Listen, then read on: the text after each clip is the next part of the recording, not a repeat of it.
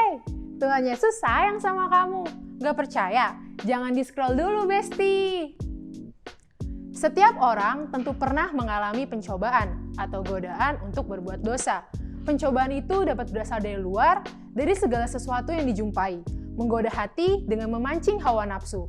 Akibatnya dapat terpancar luapan emosi seperti cemburu, iri, tersinggung, dan amarah. Dalam keadaan seperti itu, suasana hati tidak lagi nyaman dan pikiran pun kerap menjadi gelap. Pada Kejadian pasal 4 menceritakan tentang Kain yang merasakan iri hati terhadap Habel adiknya. Hal itu disebabkan karena Tuhan mengindahkan kurban persembahan Habel, namun mengabaikan persembahannya. Alkitab memang tidak menjelaskan alasan Tuhan mengapa demikian.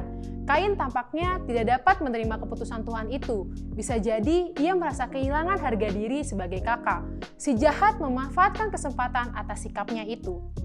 Firman Tuhan berkata pada Kejadian pasal 4 ayat 7, "Apakah mukamu tidak akan berseri jika engkau berbuat baik? Tetapi jika engkau tidak berbuat baik, dosa sudah mengintip di depan pintu. Ia sangat menggoda engkau, tetapi engkau harus berkuasa atasnya." Kegalauan hati Kain terpancar dari wajahnya yang muram. Ia tergoda dan terpancing emosinya sehingga tega membunuh Habel. Ia tidak lagi berpikir secara jernih karena dosa sudah menutupi pintu hatinya sehingga ia tidak mampu mengendalikan diri. Kain melampiaskan amarahnya pada Habel yang sesungguhnya tidak bersalah.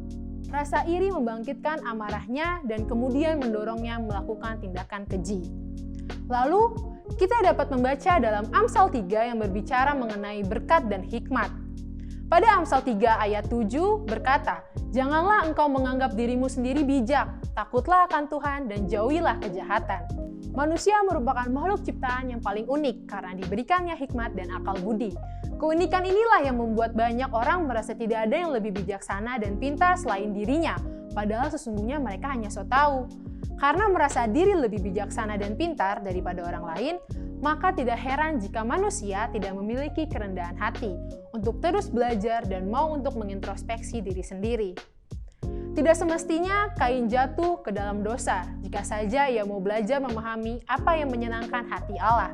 Tetapi dia tidak melakukan introspeksi, malah mencari kambing hitam. Seringkali kita juga terjebak emosi seperti Kain. Ketenangan hati kita terusik dan menjadi galau, sehingga kita tergoda oleh dosa.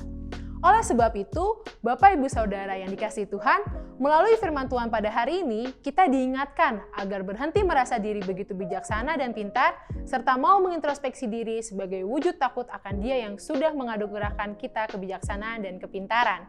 Karena Allah adalah sumber kebijaksanaan yang sejati, dan kebijaksanaan itu akan masuk dan tinggal dalam diri kita jika kita takut akan Tuhan dan menjauhi dosa. Tuhan Yesus memberkati.